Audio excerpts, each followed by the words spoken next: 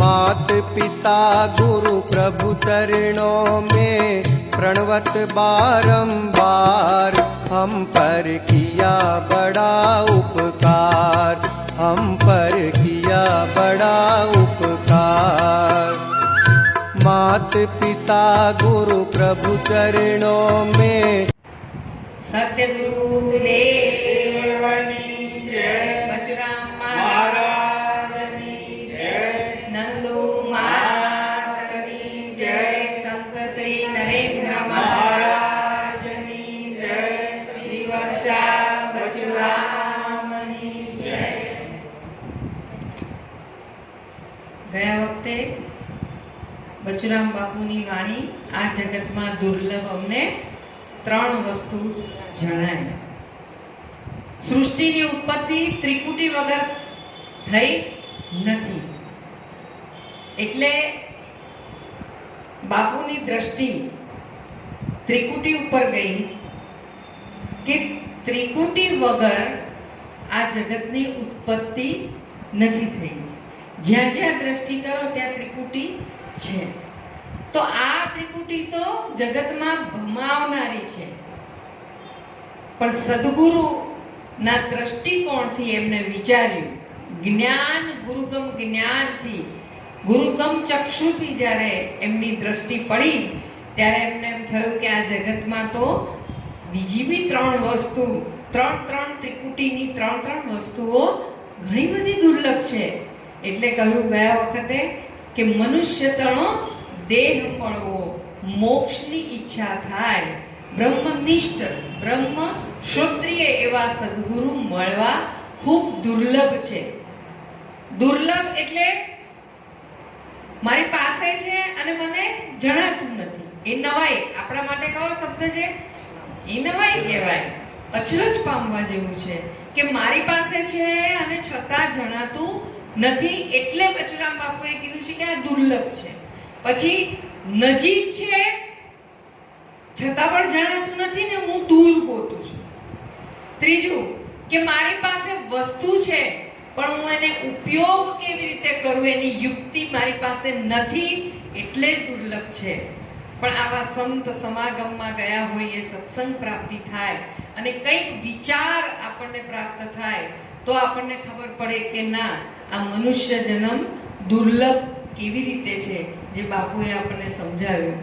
મનુષ્ય જન્મ તો મળી જાય, પણ બંધન જેને અનુભવાયું છે એ છૂટવા માટેનો પ્રયત્ન કરે, જેને હું બંધનમાં છું એવી જેને ખબર જ નથી, એને મોક્ષની બી જરૂર નથી, મુક્તિની જરૂર નથી, એને છૂટવાની જરૂર નથી, પણ એના જીવનના અનુભવથી એને એવું થાય છે કે હું બંધનમાં છું।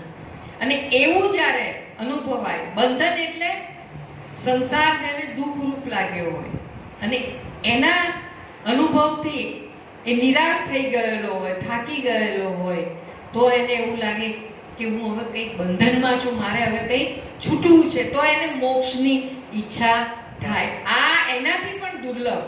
હવે મુક્ત તો થવું છે, પણ એવા સાચા સદગુરુ મળવા એનાથી દુર્લભ છે, કારણ કે બધાને છૂટવું છે, એટલે બધાના મનની જીવની દશા દુઃખરૂપ જ છે, પણ દિશા એવી ખોટી મળી જાય છે કે જેનાથી એને દૂર કરવાનો પ્રયત્ન કરે પણ છતાં એ થતું નથી। એટલે માર્ગદર્શન આપણને સાચા સદગુરુ મળી જાય તો આપણું જીવન ધન્ય બની જાય, સફળ થઈ જાય। અને જો સાચા સદગુરુ મળે તો બાપુએ કીધું એમ, સદગુરુ સેવા સરળ ભાવે, સત્સંગમાં સુખ પમાય, શ્વાસો શ્વાસે સ્મરણ કરતા આનંદ અંગ ઉભરાય। એક એક પદ મળતા જતા એનાથી પણ દુર્લભ એવું સદગુરુ આપણને સમજાવે છે। અને આપણે ક્યાં છીએ એ આપણે તપાસી લેવાનું કે મને જેમ સદગુરુ સમજાવે છે તે પ્રમાણે હું કયા પગથિયે ઊભો છું। હરે ખૂબ સુંદર વાત કરી વર્ષાબાએ। ગયા વખતના ગુરુવારનું રિવિઝન કરાવી દીધું નહીતર મારે તમને પૂછવું પડે ગયા સર ગુરુવારે આપણે શું ક્યાં અટક્યા હતા, પણ આ તો આપણને ખબર, આપણે કે વિચાર કરવાની તકલીફ આપી નથી. એટલે કેમ દુર્લભ છે એ પણ સમજાઈ દીધું. મનુષ્ય ખોળ્યું મળ્યું એટલે માનવ અવતાર મળી ગયો એવું નથી, એટલે દુર્લભ છે.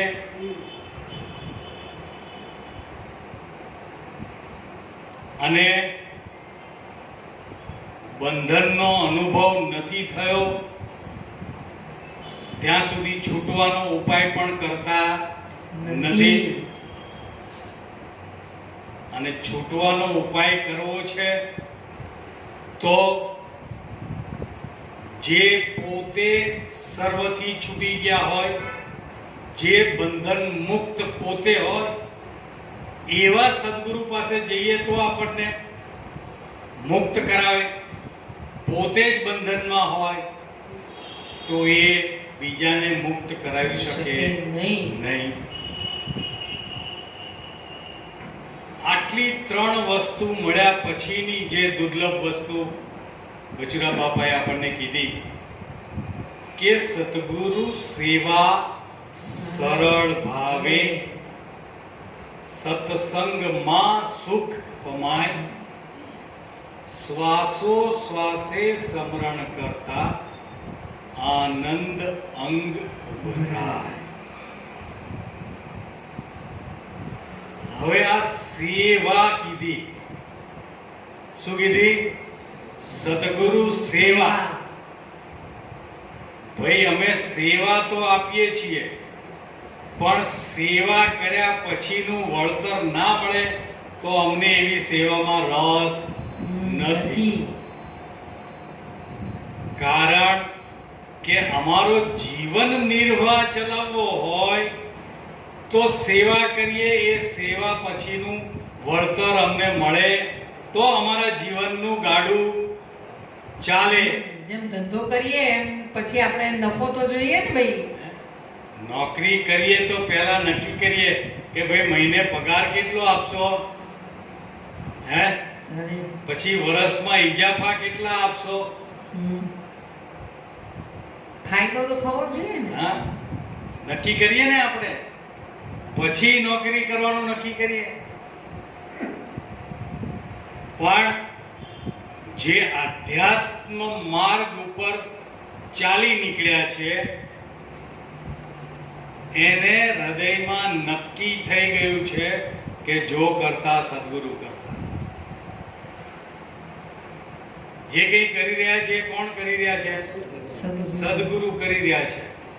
એટલે મારું ગાડું કેમ ચલાવવું એની બધી જવાબદારી કોની છે? સદગુરુની. એટલે એ જવાબદારીમાંથી તમને મુક્ત કરી દીધા કે એવો ભાર લઈને તું ફરતો નહીં.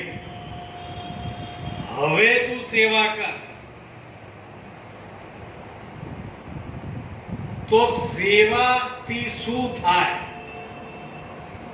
અને સેવા કોણ કરી શકે? તમને કદાચ યાદ નહીં હોય પણ જ્ઞાની ઝૈલસિંહ ભારતના રાષ્ટ્રપતિ હતા. જ્ઞાની ઝૈલસિંહ.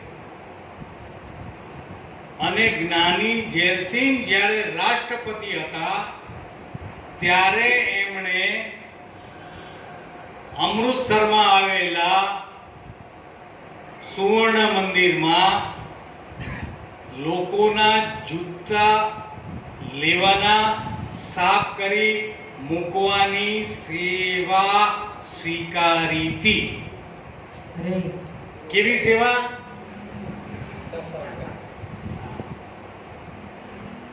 આપણે અહીંયા કોઈને કીધું હોય કે આ બધા આવે છે ને સત્સંગીઓ, બધા પોતપોતાના ચપ્પલ ને જેમ ફાવે એમ નાખે છે, તો એક જણ કંઈક હરખા કરીને આવતો તો અમાર સત્સંગ સાંભળવાનું ના નહીં કે બાપુ? લાઈન બંધ ગોઠવવાનું. સાફ કરવાના અને ગોઠવવાના, પાછા લેવા આવે એટલે પાછા આપવાના. આ રાષ્ટ્રપતિ પદના હાજર હતા, રાષ્ટ્રપતિ પદ ઉપર હતા ને આવી સેવા સ્વીકારી હતી. તો આ સેવા કોણ સ્વીકારી શકે? કે જેણે પોતાના અહંકારને મારી દીધો હોય, પોતાના ઈગોને ખતમ કરી નાખ્યો હોય, એ સેવા સ્વીકારી શકે.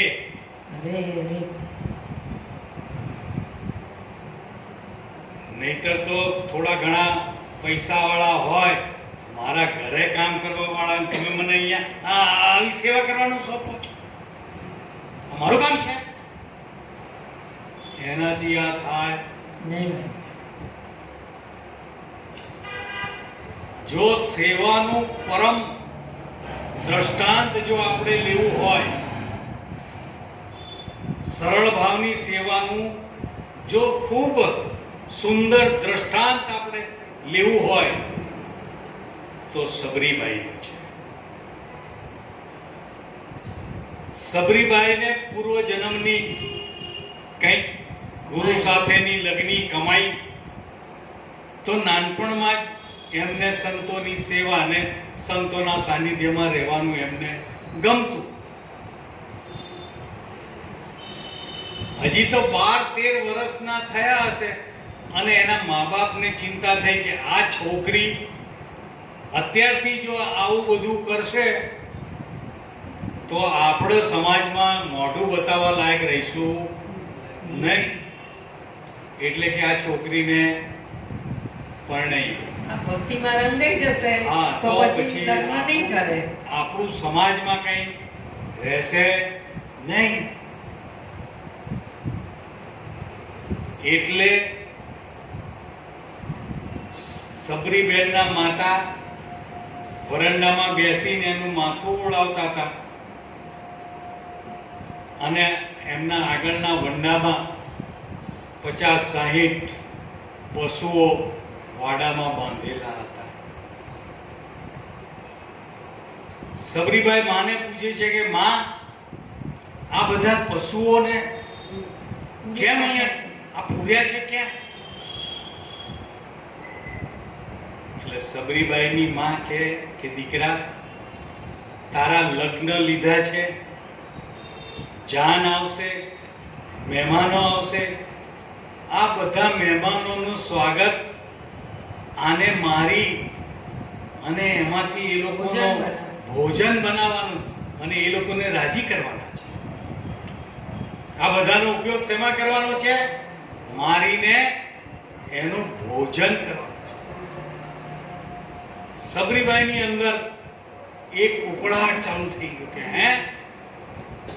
કે મારા લગ્ન માટે થઈ અને આટલા બધા મૂંગા પશુઓને આ કતલ કરી નાખશે. એના હાડોહાડ લાગી આવ્યું એટલે રાત્રે ઊંઘ આવી નહીં અને રાત્રે 12-1 વાગે બધા સૂઈ ગયા હતા. ત્યારે સબરીબેન ઉઠ્યા, વાડામાંથી બધા પશુઓને છોડી દીધા અને પોતે પણ ઘર-બાર છોડી અને નાસી ક્યાં સુધી નાસી એની એને પણ પોતાને ખબર ના રહી અને ઋષિ મુનિઓના આશ્રમ આગળ પહોંચી ગઈ. હવે આ જાતની ભીલ હતી, ભીલડી, અને પેલા તો ઋષિઓ બધા, આનો તો પડછાયો એના ઉપર પડવો જોઈએ નહીં. પણ ત્યાં ઋષિના આશ્રમની પાછળ ક્યાંક સંતાઈને રહે અને જુએ કે ઋષિ કુમારો સવારે ઉઠી અને જંગલમાં લાકડા લેવા જાય, પાણી ભરી આવે, આવું બધું કરે. એટલે સબરીબાઈને થયું કે આ કામ મારે કરવું છે. એટલે આખો દિવસ લાકડા વીણી વીણી લાવીને એના ભારા તૈયાર કરે. કરી નાખે. અને ઋષિકુમારો સવારે 5, 5:30 ઉઠીને લાકડા લેવા જતા હોય તો આ રાતે 3 વાગે જઈને આશ્રમ આગળ જઈને આ લાકડા મૂકી આવે, એનો કચરો વાળી નાખે, પાણી ભરીને મૂકી દે. આવું એને રોજ ચાલુ કરી દીધું. રોજ ચાલુ કર્યું એટલે બધા વિચાર કરે કે આ કરે છે કોણ? આ કરે છે કોણ? આ આશ્રમની આજુબાજુ બધી સાફ સફાઈ થઈ જાય છે, પાણી ભરાઈ જાય છે, આ સુકાયેલા લાકડાના ભારા થઈ જાય છે, પાંદડા બધા સાફ થઈ જાય છે. એમાં એક દિવસ આ ભારા મૂકવામાં સબરીબેનને મોડું થઈ ગયું. સબરીબેનને મોડું થઈ ગયું અને માતંગ ઋષિને નીકળવું અને સબરીબેન આ સાફ સફાઈ કરતા ને લાકડા કાપતા માતંગ ઋષિની નજરમાં આવી ગયા.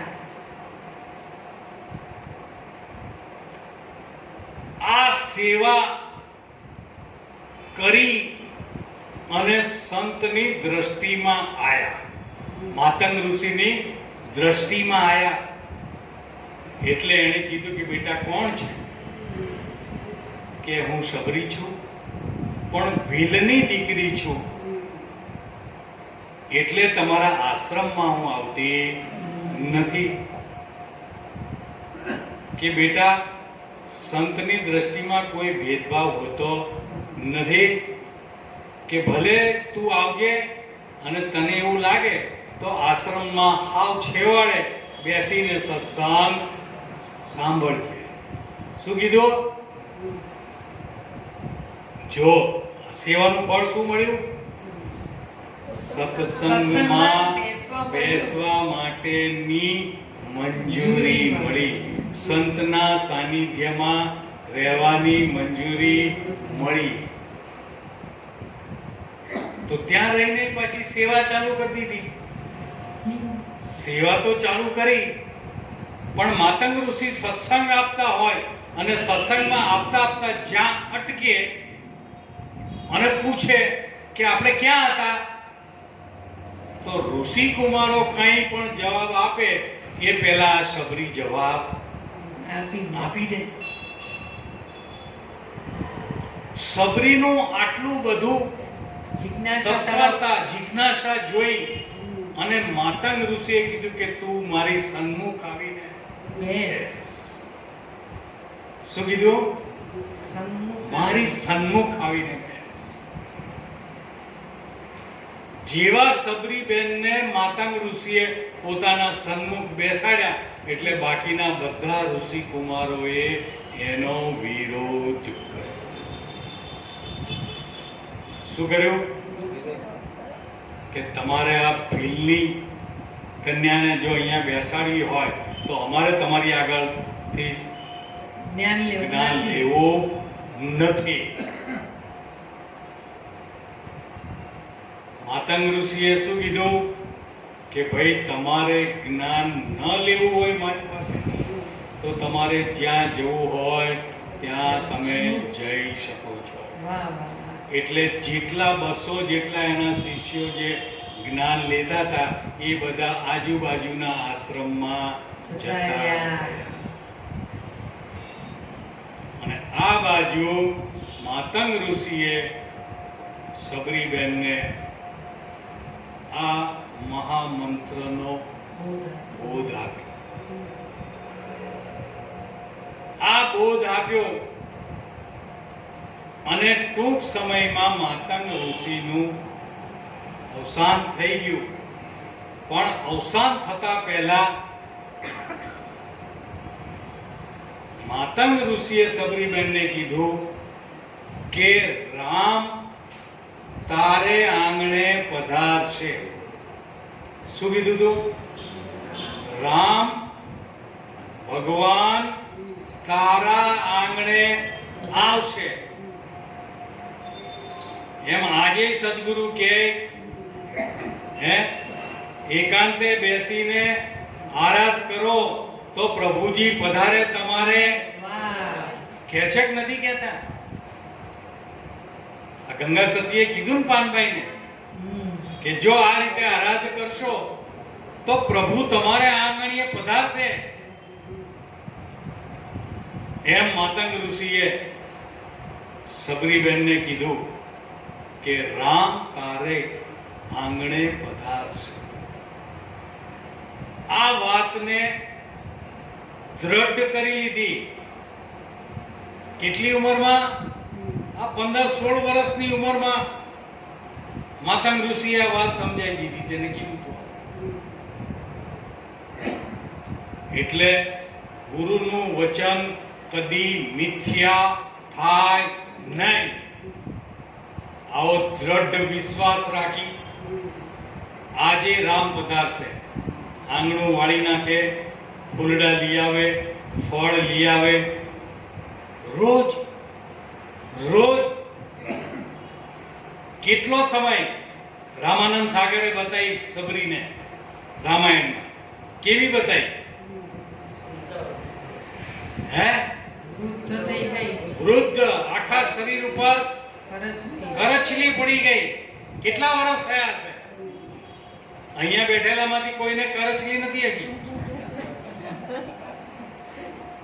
એવી કરચલી પડી ગઈ હતી. છતાં પણ કે મારા ગુરુજીએ કીધું છે એટલે ભગવાન પધારશે. અને જો વિચાર કરો કે પેલા બધા જે છોડીને બાજુના આશ્રમમાં જતા રહ્યા હતા ને, જ્યારે રામ આવ્યા ત્યારે બધાએ આશ્રમો શણગારી બેઠા હતા કે પ્રભુ અહીંયા પધારો, પ્રભુ અહીંયા પધારો, પ્રભુ અમારે ત્યાં પધારો. કોઈને ત્યાં ગયા નહીં કે અમારે તો સબરીને ત્યાં જવું ઝૂંપડીએ છે. જવું છે. બધા આશ્રમોમાં પકવાનો ભગવાન માટે બનાવીને રાખ્યા હતા. પકવાનો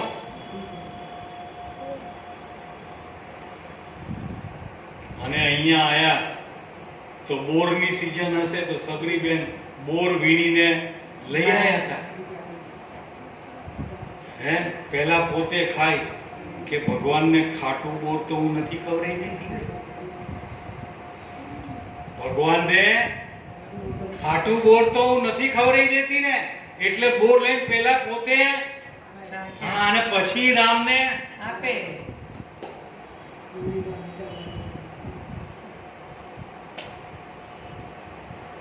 રામે જોયું અહીંયા ઠું ખવડાવે છે મને. હે આ આજુબાજુ વાળા બધા આશ્રમના બધા મહંતો અને શિષ્યો બધા આવી ગયા અને બધા જુએ કે આહા ઘોર પાપ કરી રહી છે એમ લાગે ને. જુઓ. એક તો ભીલડી અને એ પાછી પોતાના મોઢામાંથી એઠું કરી અને રામને ખવડાવે છે અને રામ એ ખાય છે. ત્યારે એમને કંઈક થયું કે આણે કંઈક કરેલું, એના જીવનમાં કંઈક કર્યું છે. અને રામને પણ ખબર છે કે આણે એના જીવનમાં કંઈક કરેલું છે. અરે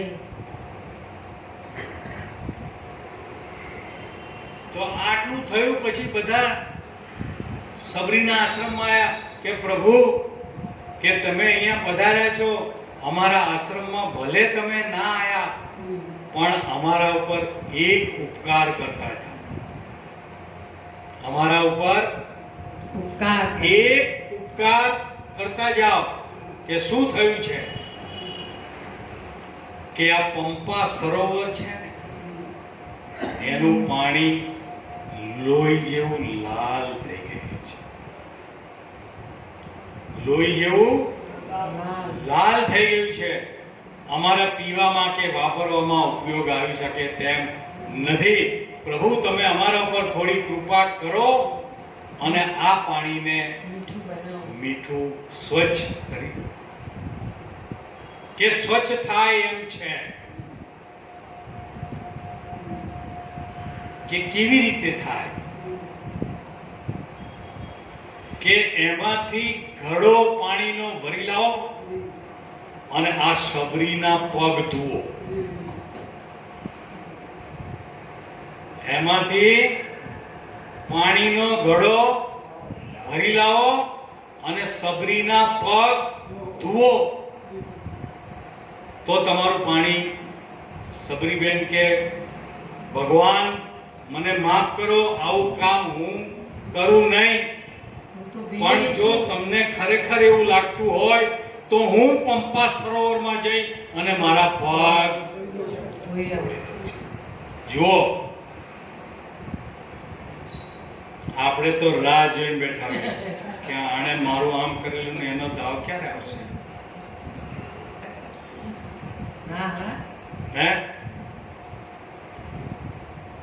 આણે મને 2 જણા વચ્ચે આમ કીધું તો 5 જણા વચ્ચે જો એને ના ઉતારું.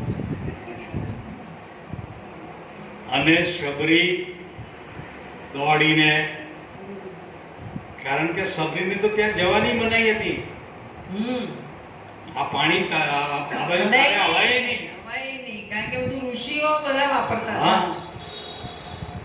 જેવા પંપો સરોવરમાં પગ મૂક્યા અને પંપા સરોવરનું પાણી શુદ્ધ થઈ ગયું. જો આ સેવા સેવા, કોઈ પણ પ્રકારની અપેક્ષા, અપેક્ષા વગરની સેવા, સરળ ભાવ, બિલકુલ સરળ ભાવે, કોઈને દેખાડવું નતું કે આ હું કરું છું. એમ આપણા જીવનમાં પણ આવા ઘણા બધા સમયમાં પ્રસંગ આવતા હોય. અને આપણે ગયા વખતે વાત કરી હતી કે સદગુરુ સેવા એટલે ફક્ત અને ફક્ત આશ્રમમાં આવી અને નરેન્દ્ર બાપુ વર્ષાબાની સેવા કરીએ એ જ સદગુરુ સેવા કહેવાય. નથી. ગયા વખતે કીધું એ જ કહેવાય એવું નક્કી નહીં એવું કરવું. આપણે નક્કી કરીએ ત્યાં કરીને કરીએ તો જ કહેવાય. સદગુરુની સેવા કહેવાય કહેવાય. એવું નથી એમ. પ્રગટ સદગુરુનું સાનિધ્ય મળ્યું હોય અને એ સેવા થાય એ મોટામાં મોટી વાત છે. પણ ન થાય, ન અવાય, ન ન થાય, અવાય, ન કરી શકાય દૂર હોય તો સદગુરુએ આપણને એનો સરળ રસ્તો બતાવ્યો છે કે તો તને જ્યાં ત્યાં તારું હૃદય ઓગળી જાય, જ્યાં તે પોતે અનુભવ કરેલો હોય કે આ કુટુંબ નથી કોઈની પાસે ભીખ માંગી શકતું, નથી કોઈની સામે હાથ લાંબો કરી શકતું, અને એના પરિવારમાં આટલી આટલી વિટંબણાઓ છે, તો મને પરમાત્માએ કંઈક આપ્યું છે તો એમાંથી હું આને કંઈક કરી શકું. એટલે સદગુરુ આપણને કહે કે જે જે રૂપ તારી સમક્ષ આવે છે સર્વે રૂપ સદગુરુ. તને જ્યાં આવું લાગે,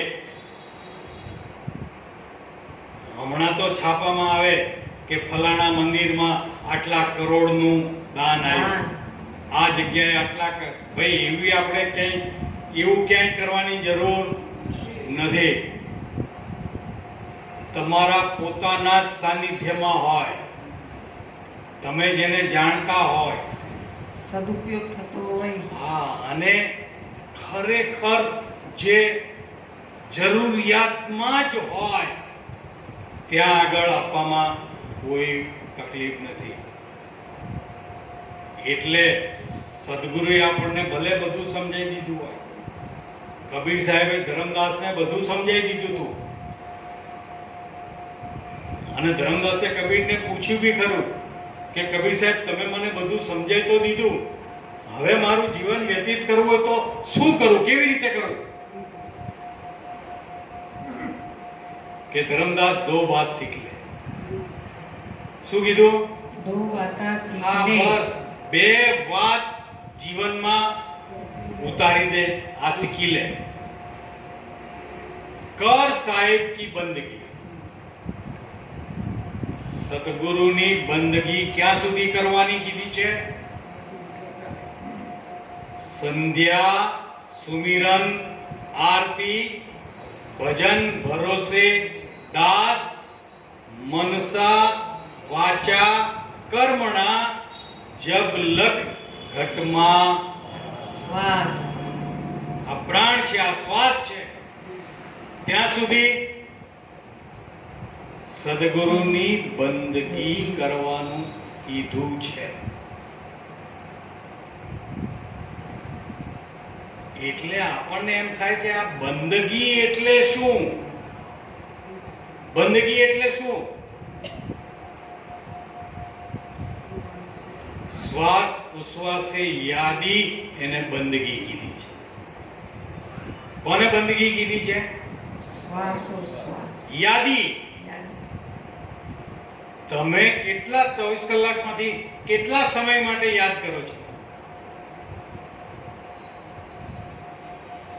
અને આ એક શ્વાસ, એક ઉશ્વાસને ગંગા સતીએ કીધું કે વીજળીના ચમકારે મોતી પરોવી લે પાનભાઈ, અચાનક અંધારા થાશે, જોતરે જોતામાં દિવસો વયા જશે અને 21,600 ને કાળ હશે.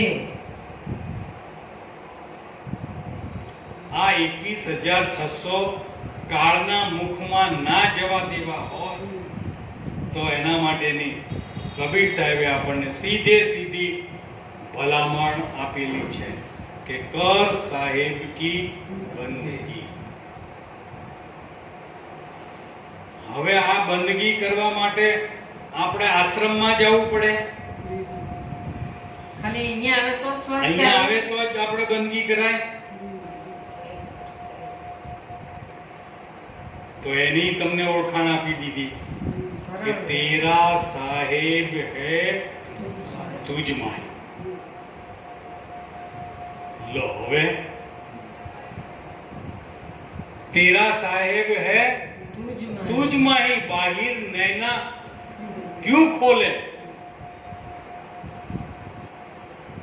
आ हंसा पाया मान सरोवरा, फिर ताल चलैया क्यों डोले? तेरा साहेब है तुझ.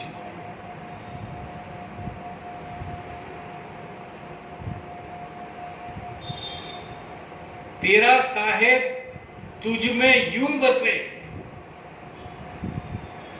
तेरा साहेब तुझ में यूं बसे जैसे तली में तेल.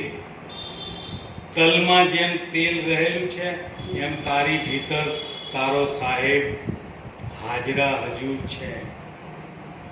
પણ ગાણીમાં પીસાયા વગર તેલ કેવી રીતે તેલ નીકળે? નીકળે નહીં.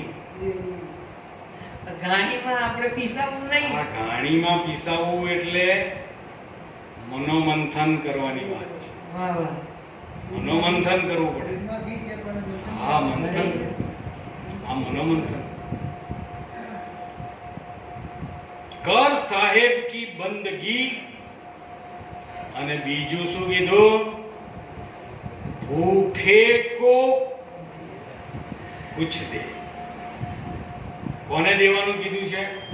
ભૂખે કો. ધરાયેલા છે ત્યાં લોકો ધરાય જ રાખે છે. જે ધરાયેલા છે એને ધરાય ત્યાં ધરાય ઢગલા કરે જ રાખે છે. બચુરામ બાપુ કે ખાય નહીં એને થાળ ધરાવે, ધરાવે. ખાય નહીં એને થાળ ધરાવે. થાળ ધરાવે અને ભૂખ્યા જણને ત્યાંથી ભગાડે. ભગાડે. વિચાર કરો.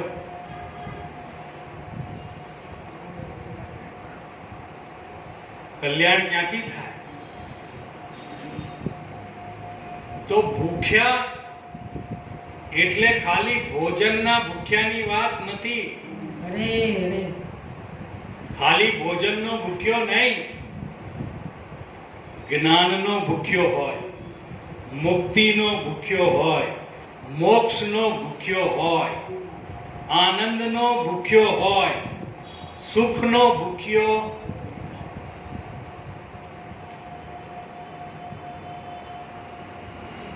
સાચા જિજ્ઞાસુ હોય, સાચો જિજ્ઞાસુ હોય, એને કદી એમનેમ જવા દેવો નહીં, એવું કીધું છે. પીરસવું. એટલે અમે અહીંયા બેઠા હોઈએ ને, એટલે અહીંયા બધા ઘણા બધા આવે કે બાપુ મેં તો ગજેન્દ્ર મોક્ષ વાંચી નાખ્યો, અપરોક્ષ અનુભૂતિ પણ વાંચી નાખી, ગીતાએ વાંચી નાખી, શ્લોક બધા મોઢે. બધું મોઢે કરી નાખ્યું. હજી તારે તો મેં કીધું બહુ વાંચવાનું બાકી છે. 4 વેદ છે, 18 પુરાણ છે, હજી તો બ્રહ્મ સૂત્ર. બ્રહ્મસૂત્ર હજી તારે ભણવાનું બાકી છે, એ ચાલુ રાખો. કેમ? કેવું કે પોથી પડી પડી જગ મુઆ, અરે પંડિત ભયા. ના કોઈ. આ તો 2.5 અક્ષર પ્રેમ કે પડે સો પંડિત હોય. પંડિત. કશું જ નથી આવડતું ને એને સદગુરુ સીધે સીધું સરળ સમજાઈ દે. આનો ઉદાહરણ તો આપણે દરેક વખતે સત્સંગમાં આપીએ જ છીએ કે એક ભાઈ થોડા પૈસા પાત્ર માણસ, એટલે બંગલો બનાવેલો. હવે 2 દીકરા. મોટો દીકરો ભણવામાં થોડો નબળો, એટલે કોક શિક્ષકનું નામ સારું હશે કે ભાઈ મેં તમારું નામ સાંભળ્યું છે કે તમે ખૂબ સારું ભણાવો છો, તો મારા ઘરે આવીને મારા દીકરાને તમે ટ્યુશન આપી શકો, તમને આવવા જવાનો ખર્ચો, ટ્યુશન ફી બધું હું આપીશ, પણ મારા આ દીકરાને તમે ભણાવશો? કે હા ભણાવીશ. કે આ નબળો છે તો એનું શું લેશો? કે જો આવવા જવાનો ખર્ચો તો તમે કીધું કે હું ગાડી મોકલી દઈશ કે તમને આપી દઈશ, પણ ભણાવવાનો, આ છોકરાને ભણાવવાનો ખર્ચો મહિનાનો 1000 રૂપિયા લઈશ. કેટલો? 1000 લઈશ. ત્યાં એ ભાઈની નજર નાના દીકરા ઉપર ગઈ, એટલે સાહેબને કે સાહેબ તમે આ મોટાને ભણાવવા તો અહીંયા આવવાના જ છો, આવવા જવાનું ભાડું હું તમને આલવાનો જ છું. બરાબર છે. કે આ તો આવ નબળો છે, એને તો તમે ભલે ભણાવજો, એના 1000 રૂપિયા તો તમને હું આપી દઈશ, પણ અમારો નાનકો છે ને થોડો હોશિયાર છે, કે એને તમે ભણાવશો?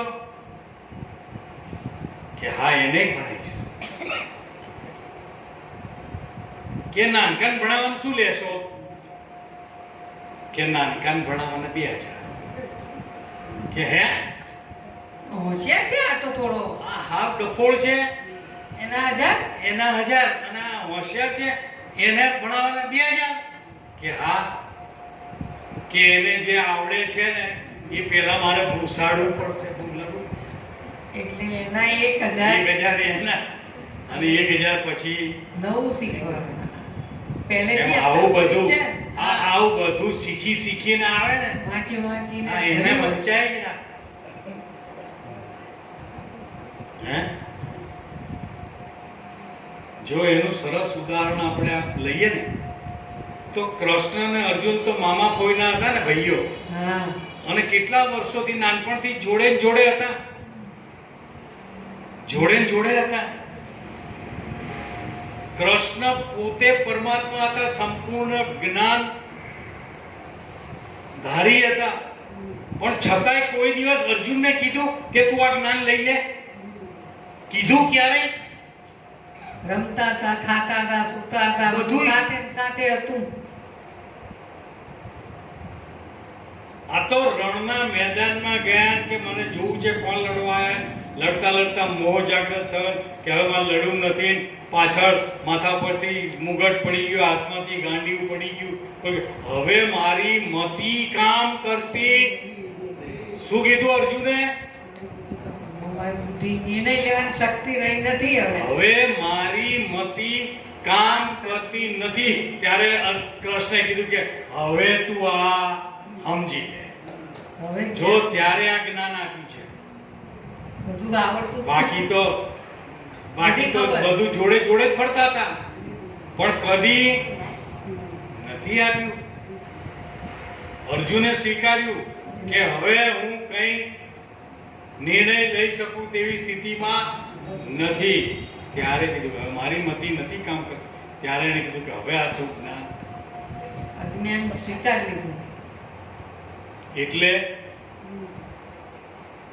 कर साहेब की बंदगी भूखे को कुछ दे. આપણી વાત શરૂઆત થઈ હતી સદગુરુ સેવા સરળ ભાવે. આ સેવા સરળ ભાવે કરેલી ક્યાં સરળ ભાવે પહોંચે? સેવા હોય તો એ તમને આ સાનિધ્ય સુધી લઈ જાય. પછી બચુરામ બાપા કે સત્સંગમાં સુખ પમાય. કારણ કે સતનો ગુણધર્મ છે સચ્ચિત આનંદ. આનંદ. હા. આનંદ એ સતનું સ્વરૂપ છે.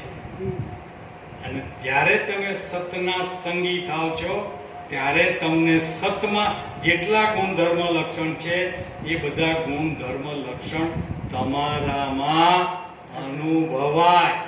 વાહ વાહ. શું થાય? અનુભવાય. હા. તો સત્સંગમાં સુખ પામે કહેવાય. હા. પણ બાપુ અમે તો સત્સંગમાં આવીએ છીએ પણ ગૂંચવડામાં ગૂંચવાતા જઈએ છીએ. હમ. તમે સુખ પામવાની વાત કરો છો પણ અમે તો ગૂંચવાડામાં ગૂંચવાઈ જઈએ છીએ. તો જો સંતો પાસે બધાય રસ્તા છે, સંતો પાસે બધાય રસ્તા છે. આ બચુરામ બાબાએ કીધું કે સત્સંગમાં સુખ પમાય, બરાબર, પણ સત્સંગમાં સુખ નથી પમાતું તો એના કારણો ગોતી કાઢ્યા બચુરામ બાપાએ.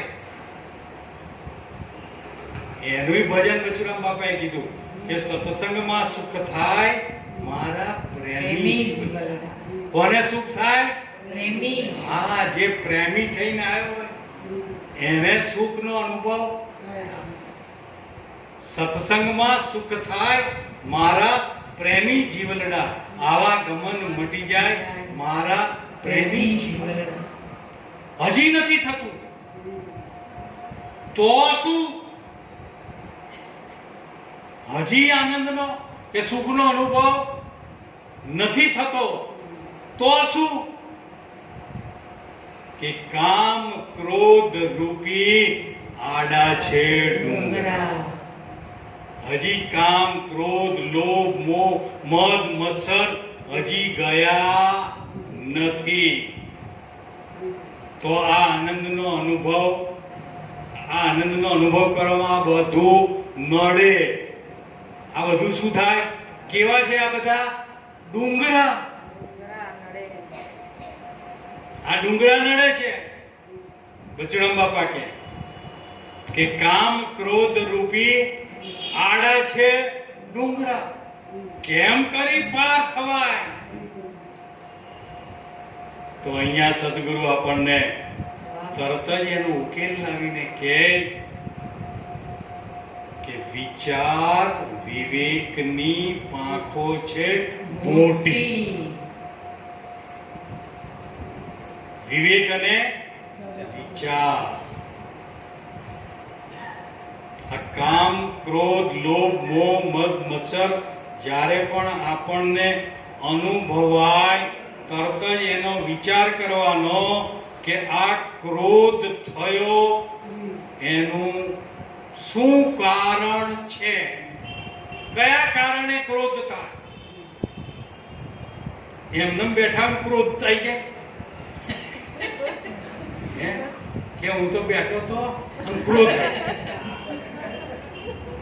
સાચું બોલજો હે એમને ક્રોધ આવે.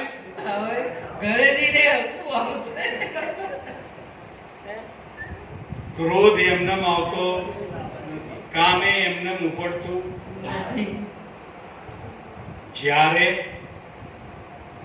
મનની અંદર કંઈક વિકાર ઉભો થાય અને મન એને મેળવવા માટેનો પ્રયત્ન કરતું હોય અને એ પ્રયત્ન કરવામાં અસફળતા મળે, અવરોધ આવે, અસફળતા મળે, નડતર થાય, ત્યારે ક્રોધ, કામ આ બધું ત્યારે ઊભું થાય. જો એના મૂળમાં જઈને વિચાર કરવામાં આવે અને ત્યાં વિવેકનો ઉપયોગ કરીએ તો જ્યાં આપણને સામેવાળામાં દોષ દેખાતો હોય એ સામેવાળામાંથી દોષ મટી જાય અને કબીર સાહેબ જેવી દ્રષ્ટિ થઈ જાય કે બુરા જો દેખન મેં ચલા, બુરા ન મિલ્યા. આપણે તો જ્યાં દ્રષ્ટિ કરીએ ત્યાં કબીર સાહેબ કહે છે કે બુરા જો દેખન મેં ચલા, बुरा न मिलिया, जब दिल खोजो आपनो तो मुझसे बुरा. जो काम, क्रोध, लोभ, मोह, मद, मत्सर थवानुं जो कारण ગોતવામાં જો આપણો વિવેક ને વિચાર લગાડી દઈશું તો કામ, ક્રોધ, લોભ, મોહ તરત મટી જશે. જે પેલા લેક્ચર્સ આપતા કેવા લેક્ચર કહેવાય એને, તમારી પેલી બધી બુદ્ધિમત્તા વધારતા હે, હા, મોટિવેશનલ જે લેક્ચર્સ આપતા હોય ને એ તમને એમ કે જ્યારે ક્રોધ આવે ને ત્યારે એક ગ્લાસ પાણી પી લેવું. એટલે પણ પાણી પીવાનો બી વિવેક હોવો જોઈએ ને, વિચાર વિવેક હોવો જોઈએ ને ત્યારે કે એક ગ્લાસ પાણી પી લો તો ક્રોધ સમી જાય. પણ ત્યારે એ પાણી એક ગ્લાસ પીવાનો વિચાર કે વિવેક તો થવો જોઈએ.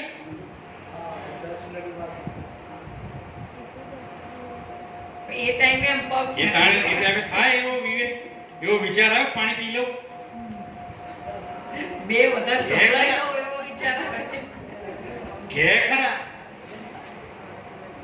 પણ એવો વિવેક વિચાર આવતો, એટલે બચરામ બાપાએ કીધું કે વિવેક વિચારની આંખો છે મોટી, પલમાં તે પાર થવાય. કે આ તો પાર થઈ ગયા પણ હજી કંઈક નડે છે, હજી પણ કંઈક, હજી આનંદનો અનુભવ થતો, સુખનો અનુભવ થતો નથી. તો શું હશે કે આશા તૃષ્ણા રૂપી ગહેરી છે નદિયા. આશા અને તૃષ્ણા કબીર સાહેબે આના માટે કીધું હે, મન મરે માયા મરે મરમર જાય શરીર, આશા તૃષ્ણા ના મરે કહે ગયે દાસ કબીર. જો એનું કારણ શું છે કે તમે જાગ્રત અવસ્થામાંથી સીધા સુષુપ્તિ અવસ્થામાં જાઓ. સુષુપ્તિ અવસ્થામાં નથી તમારું મન, નથી માયા, નથી તમારું શરીર. ત્રણેયમાંથી એકેયનું ભાન છે ખરું? આ ત્રણેયમાંથી એકેય વસ્તુ ત્યાં નથી, પણ ત્યાં તમારા મનની અંદર પડેલી અતૃપ્ત આશા, તૃષ્ણા, વાસના એ તમારા અર્ધ જાગૃત મનને ઊભો કરી અને સ્વપ્ન અવસ્થા ઊભી કરે છે. કોણ ઊભી કરે? સ્વપ્ન કોણ? બીજું વાળો, બાજુ વાળો કોઈ આપણને સપનું બતાવે? હે? એટલે આ સપનું જોઈ લે, બાજુમાં હું તો એ કે આ સપનું જો. કોણ સપનામાં લઈ જાય? આપણી અતૃપ્ત આશા, તૃષ્ણા, વાસના એ સ્વપ્ન સૃષ્ટિમાં લઈ જઈ અને એની પૂર્તિ કરાવવાનો પ્રયત્ન કરે. અતૃપ્ત વાસના. એટલે અહીંયા કબીર સાહેબે કીધું, મન મરી જાય, માયા મરી જાય, મર જાય શરીર. આ આશા, તૃષ્ણા, આ સ્વપ્ન સૃષ્ટિ ઊભી કરી અને એમાં તમને ઢસડી. એટલે બચરામ બાપા કે આશા તૃષ્ણા રૂપી ગહેરી છે નદીઓ, એમાં લાલચ, લોડ અપાર. લાલચ આ ભેગું થયું હોય પછી એમાં વધારો કરવાની લાલચ થતી જાય. એમાંથી સહેજે ઢગલી ઓછી થવી નહીં, સહેજે ઓછું થવું જોઈએ નહીં. પણ આનો રસ્તો આપણને બચરામ બાપાએ કીધું, સદગુરુ નામનું નાવ જ મળ્યું. નામ રૂપી નાવમાં બેસી જાઓ. સદગુરુનું નામ રૂપી નાવડી મળી છે. સદગુરુ નામનું નાવ જ મળ્યું. હવે હેતે હલેસા લગાવ. આ હલેસા લગાવવા એટલે જ્યાં નાવ છે ત્યાંથી એને આગળ લઈ જવાની ને. તો એ અનુભવ થવો જોઈએ ને કે હું આ સદગુરુના નામનું આ ભજન કરું છું તો એમાં હું કેટલો આગળ આવ્યો. આ સદગુરુ નામનું નાવ જ મળ્યું. હેતે હલેસા લગાવ. હજી એની આગળ કંઈક છે કે અવિદ્યા રૂપી આડી રાત અંધારી, સૂજે નહીં ત્યાં કાંઈ.